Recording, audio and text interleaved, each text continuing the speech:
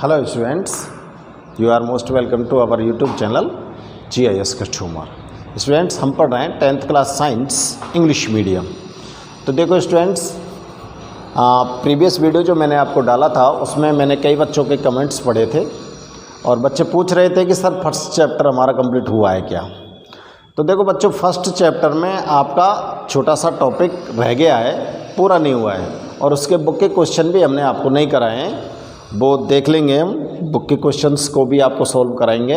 लेकिन इसमें आपको स्टूडेंट्स वीडियो में और ऑफलाइन में भी मैंने आपको बताया था, ऑक्सीडेशन रिडक्शन के बारे में बताया था ना, ऑक्सीडेशन रिडक्शन रिएक्शन। तो देखो स्टूडेंट्स, ऑक्सीडेशन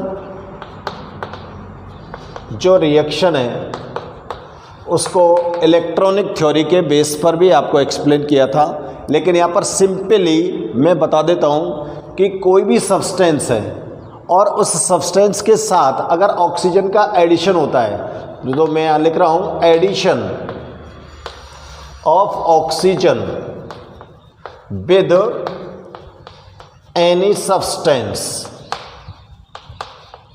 कॉल्ड ऑक्सीडेशन। कोई भी सब्सटेंस के साथ अगर ऑक्सीजन का एडिशन होता है तो उस रिएक्शन को आप ऑक्सीडेशन बोलते हो, ठीक है। तो देखो यहाँ पर मैं क्या करता हूँ, मैंने क्या किया, एक चाइना डिश लिया। क्या ले लिया? एक चाइना डिश। इस चाइना डिश के अंदर हमने कॉपर पाउडर, यहाँ पर मैंने कॉपर पाउडर या कॉपर को फिल कर दिया। अब इस कॉपर पाउडर को फिल करने के बाद इस चाइना डिश को एक स्टैंड पर मैंने अरेंज कर दिया।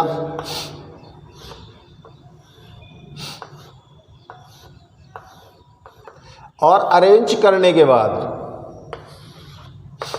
इसको थोड़ा सा हीट कर दिया है। यहाँ एयर तो है ही, ठीक है ना। जब इस कॉपर को मैं हीट करता हूं,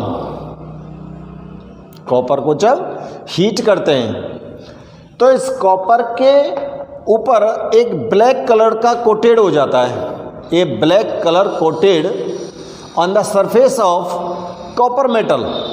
इस कॉपर मेटल के अंदर ऊपर एक ब्लैक कलर की कोटेड यानी कि परत इस पर एक्यूमुलेट हो जाती है।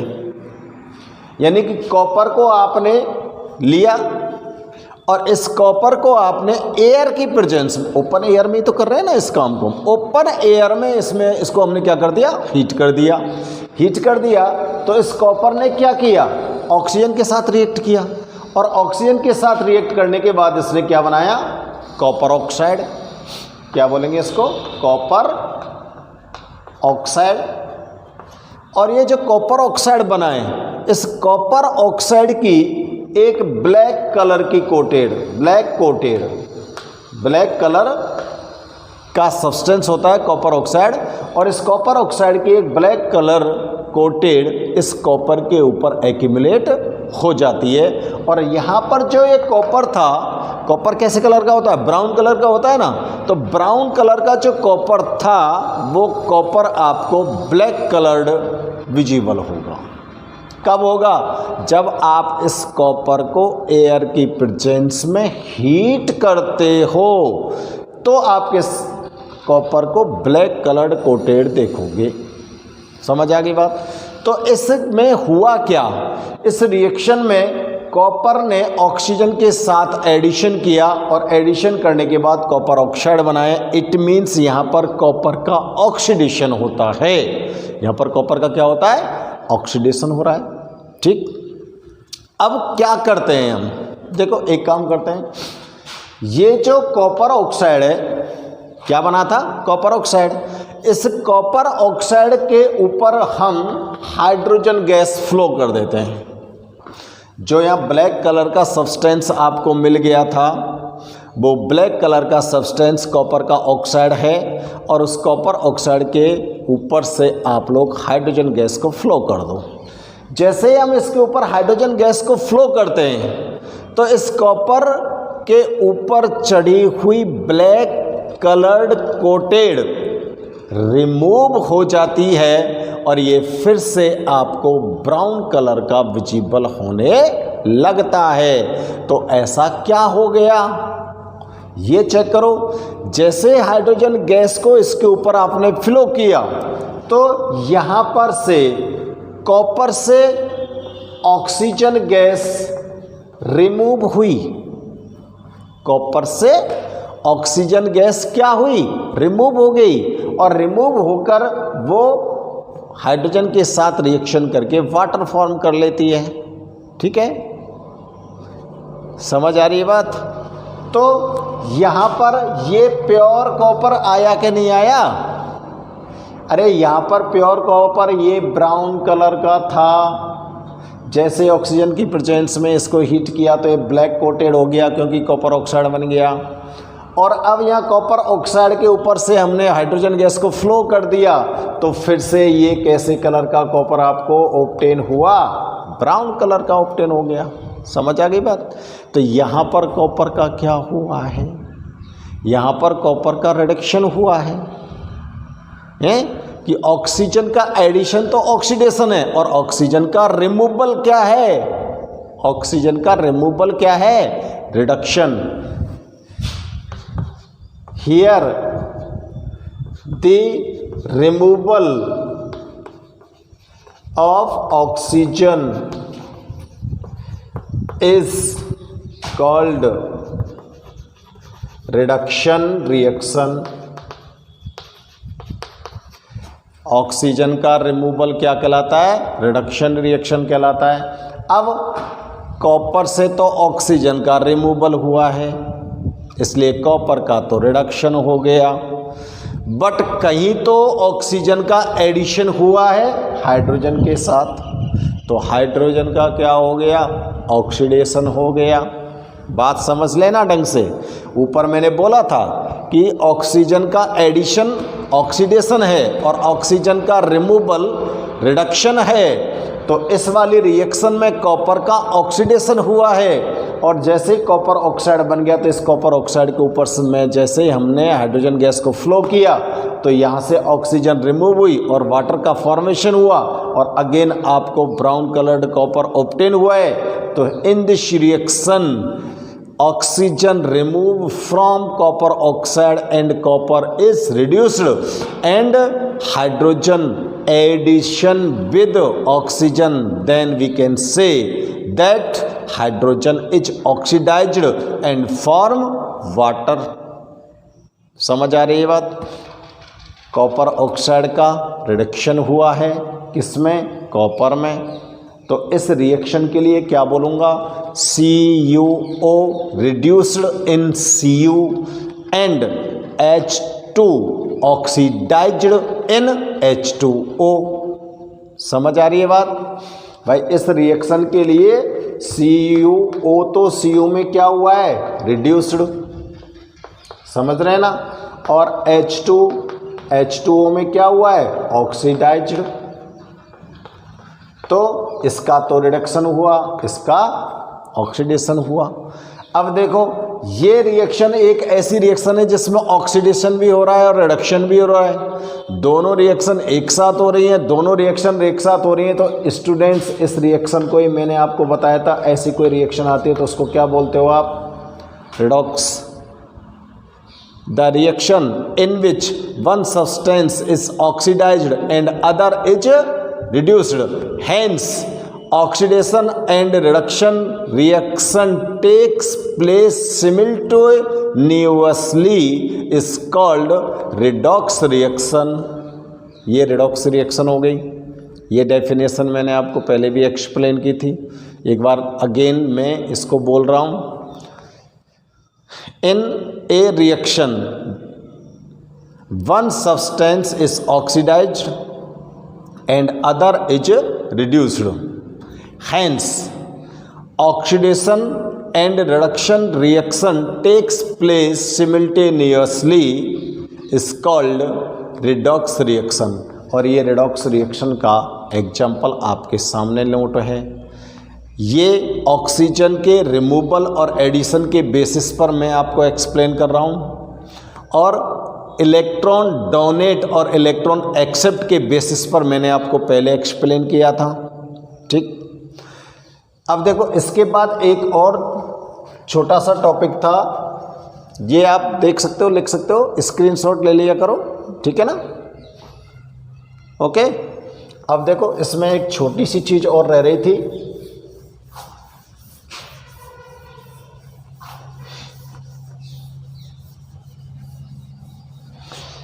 इसमें जो दूसरी चीज़ रह रही थी वो था कोरोजन। कोरोजन क्या होता है? When a substance comes in contact with moisture or acid or base, then this is corroid. This process is called corrosion. जब कोई भी सब्सटेंस मॉइस्चर, एसिड और बेस के कांटेक्ट में आ जाता है तो वो कोरोड होने लगता है, और ये वाली जो प्रोसेस होती है इसको ही कोरोजन बोलते हैं। और कोरोजन के कारण जो सब्सटेंस होता है वो अपनी जो मेन प्रॉपर्टी होती है उनको लूजेस कर देता है। Due to this substance loses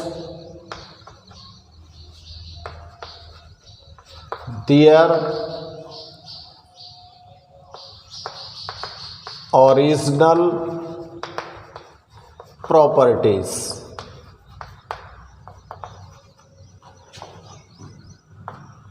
and become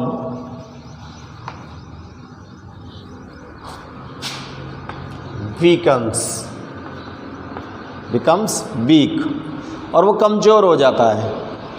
for example, इसके लिए एग्जाम्पल चेक करो, देखो, कोरोजन ऑफ आयरन, लोहे का कोरोजन हो सकता है। कोरोजन का मतलब होता है लोहे पर जंग लग सकती है। लोहे पर जंग लगती है कि नहीं लगती है? लोहे पर जो जंग लगती है वो किसकी प्रेजेंस में लगती है? एयर और मॉइस्चर दोनों की प्रेजेंस में लगती है। तो लोहे का कोरोजन, आयरन का कोरोजन कैसा होता है? ये आयरन, ये मॉइस्चर और ये एयर। आयरन को आप ओपन एटमॉस्फेयर में डाल दोगे तो एटमॉस्फेयर के अंदर मॉइस्चर होगा, एयर प्रेजेंट होती है। इन दोनों की प्रेजेंस में ये जो आयरन है ये रिएक्ट करता है और इसका कोरोजन होता है, और इस आयरन के ऊपर एक ब्राउन कलर की लेयर एक्यूमुलेट होती है, और उस ब्राउन कलर की जो लेयर एक्यूमुलेट होती है उसको बोलते हैं हम रस्ट। क्या बोलते हैं? रस्ट। जंग, लोहे पर जंग लगती है। आप कोई भी ओपन एटमॉस्फेयर में पड़े हुए लोहे को थोड़ा सा खुरच के देखो, उसमें ब्राउन कलर का कलर छोड़ता है वो, तो वो क्या है? रस्ट है।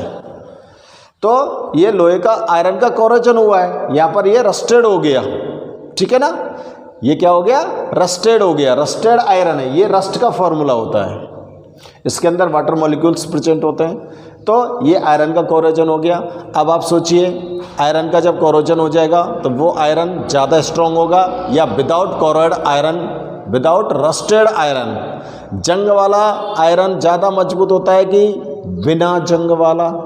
भाई जिस आयरन के अंदर, जिस लोहे के अंदर जंग लग जाती है वो कमज़ोर हो जाता है। कमज़ोर हो जाता है, उसके टूटने का, फूटने का डर रहता है। तो आयरन मेड बहुत से ऐसे ऑब्जेक्ट हैं, जैसे आपके घर में रेलिंग्स लगी होंगी, आयरन से ब्रिजेज का निर्माण होता है, पुल वगैरह बनते हैं, और शिप वगैरह जो पानी के जहाज होते हैं वो भी आयरन मेड होते हैं। रेलवे ब्रिज, रेलवे के जो ट्रैक्स होते हैं, पटरियाँ जिसको बोलते हैं, वो सब आयरन मेड होते हैं। यानी कि मोस्टली जो ऑब्जेक्ट्स आपके पास जो स्ट्रॉन्ग और ज़्यादा काम में आने वाले हैं वो सब आयरन मेड हैं। तो इस आयरन में ओपन एटमॉस्फेयर के अंदर रस्टेड होता है, ये रस्टेड होता है तो वो कमज़ोर होता है और धीरे धीरे वो ब्रिजेज या फिर कोई शिप वगैरह कुछ भी है, रेलिंग्स वगैरह हैं, वो ख़त्म हो जाती हैं, टूट जाती हैं, गल जाती हैं, गलती है कि नहीं गलती हैं, इससे बहुत बड़ा नुकसान होता है आपको।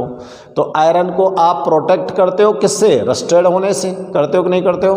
तो आयरन का कोरोजन हो रहा है वहाँ पर और उस कोरोजन से आप आयरन को क्या कर रहे हो? प्रोटेक्ट कर रहे हो। तो आयरन का कोरोजन हो गया ये। इसी तरह से मैं और एक एग्जाम्पल ले लूँ यहाँ पर, और एक एग्जाम्पल बताऊँ। सिल्वर जो होता है, a black colour coated accumulate at silver due to reaction with sulfur in atmosphere। Atmosphere के अंदर सल्फर प्रेजेंट होता है। आपने देखा होगा सिल्वर के ऑर्नामेंट्स वगैरह, चांदी के गहने वगैरह जो होते हैं वो ब्लैक कलर के हो जाते हैं, काले पड़ जाते हैं। और काले क्यों पड़ गए? क्योंकि जो सिल्वर है ये सिल्वर सल्फर के साथ रिएक्शन करता है और सल्फर के साथ रिएक्शन करके ये क्या बनाता है? Silver sulphide. तो जो ब्लैक कलर की कोटेड इसके ऊपर एक्यूमुलेट हुई है वो किसकी है? सिल्वर सल्फाइड की। ये ब्लैक कलर का सब्सटेंस होता है। कौन? Silver sulphide. Silver sulphide black colour का सब्सटेंस होता है और ये ब्लैक कलर की कोटेड किसके ऊपर जमा हो गई? चांदी के गहनों के ऊपर। इसलिए चांदी के गहने आपको कैसे दिखते हैं? ब्लैक कलर के दिखते हैं। ठीक है ना। देखो एक एग्जांपल और मैं आपको बताता हूँ, ये नोट करना, आप स्क्रीनशॉट ले लेना। मैं इसको इरेज कर रहा हूँ ऊपर से।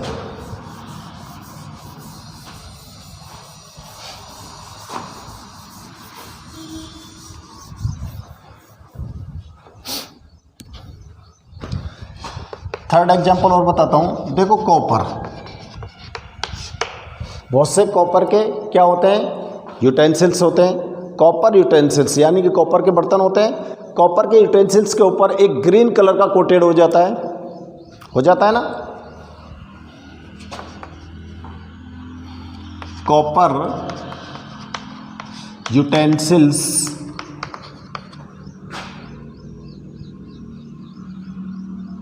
are coated with green color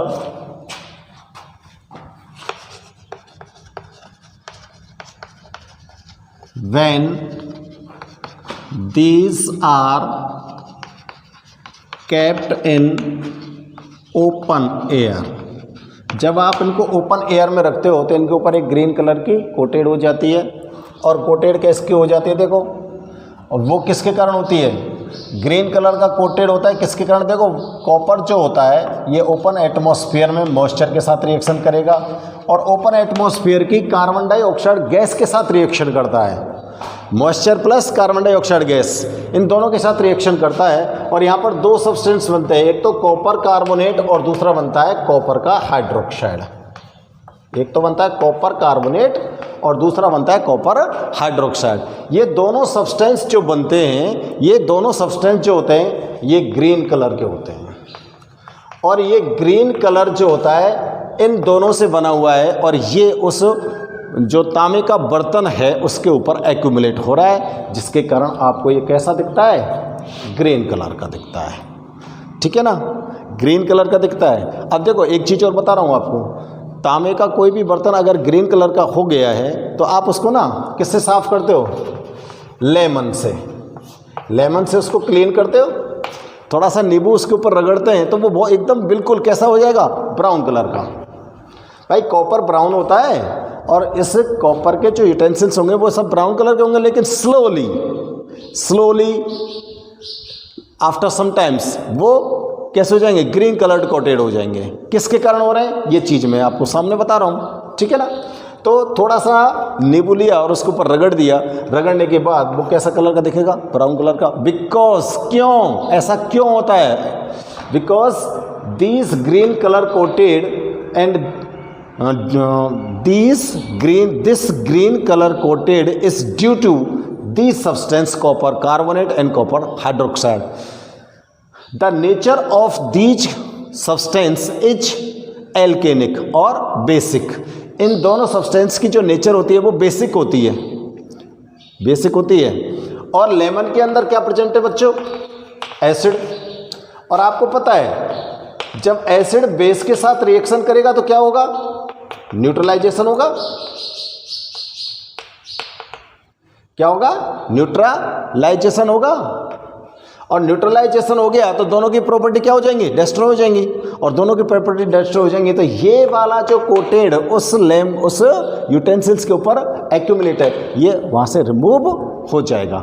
और जैसे ये रिमूव हो जाएगा तो कॉपर का जो खुद का कलर है, own colour of copper is brown, तो आपको वो यूटेंसिल्स कैसे लगेंगे, ब्राउन कलर के लगेंगे।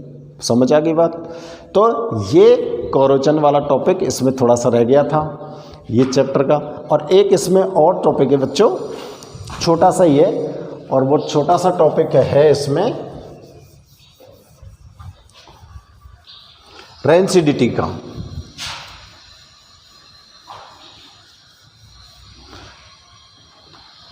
दूसरा टॉपिक इसमें है रेंसिडिटी। देखो रेंसिडिटी क्या होती है, फूड आइटम्स होते हैं आपके ऑयली और फैटी, जो फूड आइटम्स होते हैं इनको जब आप लंबे समय तक रखोगे तो इनकी जो टेस्ट है, टेस्ट और स्मेल, इन दोनों में कुछ डिफरेंस आ जाता है। आएगा कि नहीं आएगा। अरे तुम खाना बना के रख दो, सुबह बना के रख दो, शाम को खाओ तो उसका टेस्ट और उसकी स्मेल के अंदर डिफरेंस तो आना ही है, डिफरेंस आ जाता है। और वो डिफरेंस जो आता है उससे क्या है, इनका टेस्ट और ये स्मेल क्या खराब हो जाती है, बेकार हो जाती है, इसलिए आप उसको खा नहीं पाते हो। तो ये क्या होती है, रेंसिडिटी होती है। अब के इसमें क्या होता क्या है कि एयर के अंदर बहुत सारे क्या होते हैं, माइक्रोब्स होते हैं। और वो माइक्रोब्स क्या करते हैं, जो आपके फूड आइटम्स हैं उन फूड आइटम्स के साथ ऑक्सीडेशन करते हैं। क्या करते हैं, ऑक्सीडेशन रिएक्शन करते हैं। ऑक्सीजन गैस बहुत सारी प्रेजेंट होती है ना एटमॉस्फेयर के अंदर, तो वो स्मॉल जो माइक्रो ऑर्गेनिज्म हैं वो फूड आइटम्स के में आकर गिर जाते हैं और वहाँ पर एयर उनको मिल ही जाती है, तो वो क्या करते हैं, फूड आइटम्स का ऑक्सीडेशन कर देते हैं। और ऑक्सीडेशन करने के बाद वहाँ पर एक रिएक्शन हो जाती है फर्मेंटेशन की। और जैसे फर्मेंटेशन वहाँ पर होता है तो इस फर्मेंटेशन के कारण वो जो फूड आइटम्स हैं वो सब के सब क्या हो जाते हैं, पॉइजनस हो जाते हैं, उनकी स्मेल बिगड़ जाती है, वो आपके टेस्ट वाले नहीं रहते हैं, उसको खा नहीं सकते आप, बिगड़ यानी कि वो ख़राब हो जाएंगे, ठीक है ना। तो ये रेंसिडिटी होती है। अब इसको रोकने के लिए आप लोग क्या करोगे, इसको रोकने के लिए क्या करते हैं कि कुछ एंटीऑक्सीडेंट सब्सटेंस होते हैं। क्या होते हैं, एंटीऑक्सीडेंट सब्सटेंस होते हैं। और इन एंटीऑक्सीडेंट सब्सटेंस को अगर हम फूड आइटम के साथ ऐड कर दें, एंटीऑक्सीडेंट सब्सटेंस को किसके साथ ऐड कर रहे हैं, फूड आइटम्स के साथ।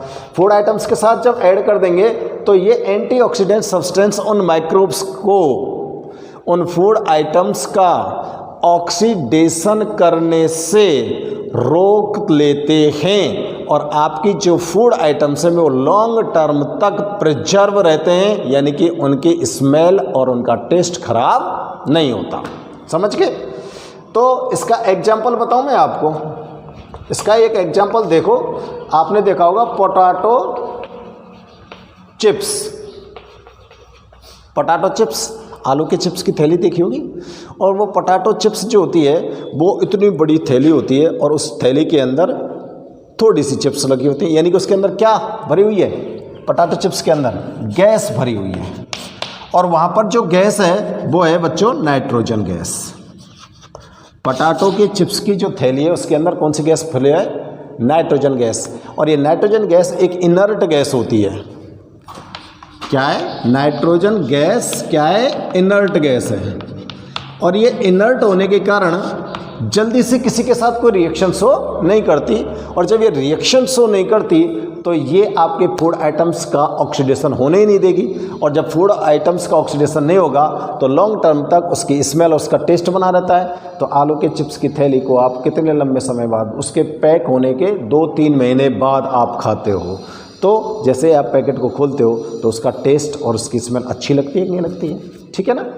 तो ये नाइट्रोजन जैसा कोई इनर्ट गैस ऐसी नहीं, यानी कि ऐसा कोई सब्सटेंस उस फूड आइटम के अंदर अगर आप मिला देते हो तो वो लॉन्ग टर्म तक, जैसे आप अपना पिकल्स बनाते हो, अचार बनाते हो, तो अचार के प्रिजर्वेशन के लिए उसके अंदर आप सिरका डालते हो कि नहीं डालते हो, या सिरका नहीं डालो तो उसमें मच अमाउंट के अंदर साल्ट ऐड करते हो कि नहीं करते हो, ज़्यादा मात्रा में नमक ऐड करते हो, तो वो उसको प्रिजर्वेशन देता है। वो एंटीऑक्सीडेंट सब्सटेंस हैं, वो उसका ऑक्सीडेशन नहीं होने देंगे, जो ये माइक्रोब्स उसका ऑक्सीडेशन करके उसको ख़राब करने वाले होते हैं। ओके, तो ये चैप्टर के छोटे छोटे से जो टॉपिक थे ये आपके रिमेन्स थे, ये टॉपिक मैंने आपको अब यहाँ पर क्लियर कर दिए, और इसके बाद आपका चैप्टर फर्स्ट कंप्लीटली फिनिश है। ओके स्टूडेंट्स, अब हम सेकंड चैप्टर स्टार्ट कर सकते हैं। ओके, आप इस वीडियो को ढंग से देख लेना। Thank you.